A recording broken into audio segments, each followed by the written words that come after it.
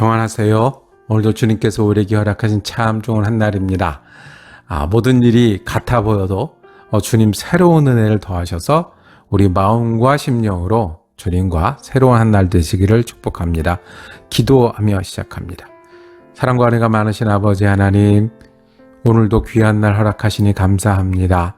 한 날을 주셨으니 주님이 또 새롭게 인도하시고 우리와 함께 하시고 힘을 더하시기를 간구합니다.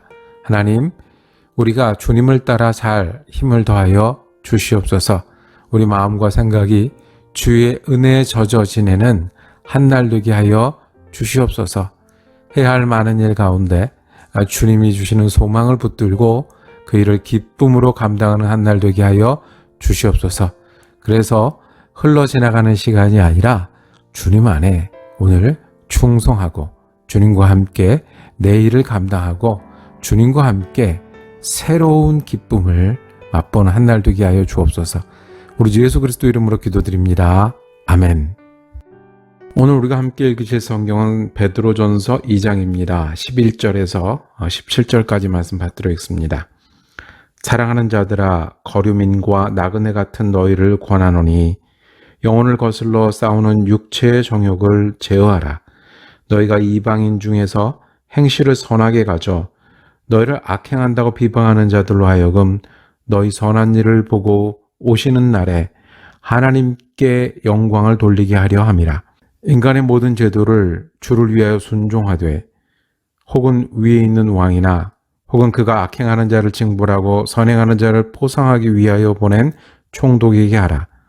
곧 선행으로 어리석은 사람들의 무식한 말을 막으시는 것이라.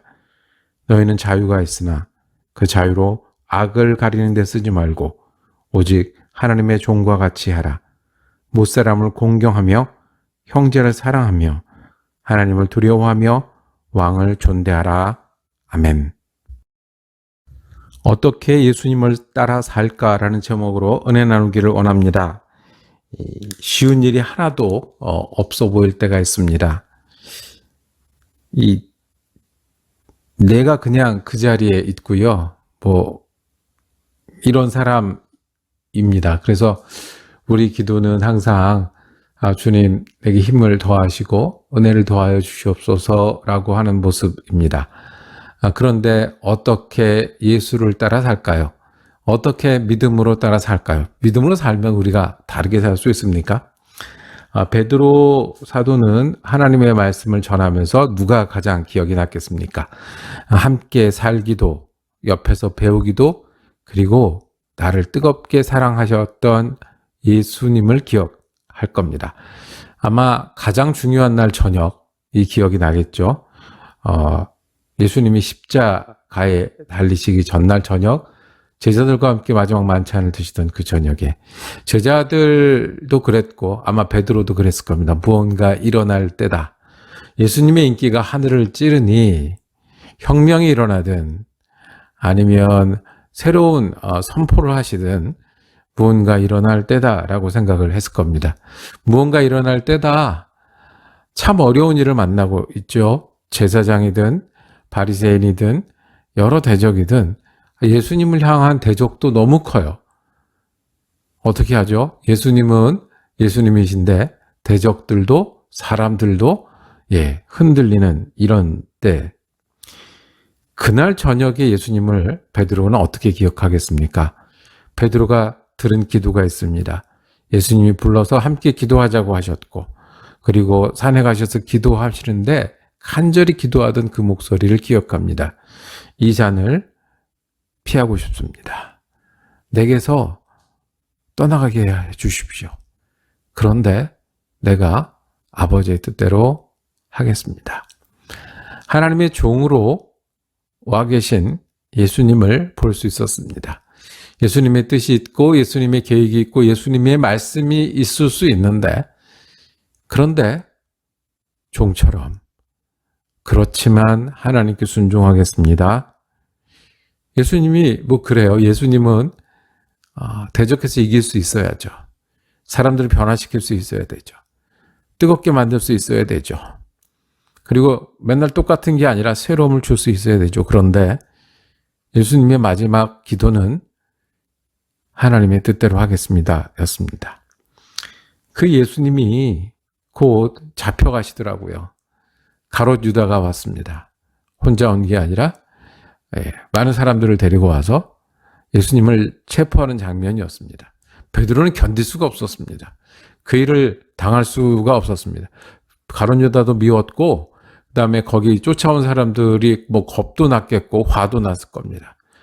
그래서 사나이 죽을 땐 죽더라도 칼을 뽑았습니다. 휘둘러 보고는 죽어야지. 그리고 그 칼로 거기 있는 한 사람의 귀를 베었다고 했습니다. 실제로 저항했고 테러했습니다. 예수님을 지키는 게 내 일이라고 생각을 했고 여기서는 싸워서라도 이겨야 된다고 생각했습니다. 아니, 지더라도 칼을 뽑았습니다. 그런데 예수님이 그때 하신 말씀이 내가 12영이나 되는 천사를 부를 수 없는 줄 아느냐. 12영은 군단입니다. 그러니까 수만의 군대를 하나님의 군대를 부를 수 없는 줄 아느냐? 그러면 만약에 내가 그렇게 불러서 저항하면 하나님의 뜻은 어떻게 이루어지느냐? 그날 저녁 일을 나이 많은 베드로는 우리에게 다시 전해줍니다. 너희가 어떤 일을 당하느냐?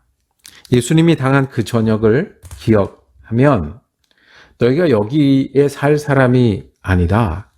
왜냐하면 이 땅은 인기가 있기도 하고 그리고 반대로 대적이 있기도 하다는 거예요. 이 땅은 나를 보고 바쁘게 살라고 얘기를 하고 내가 쉬운 일이 함께 한 번도 없는 것을 경험하게 해요.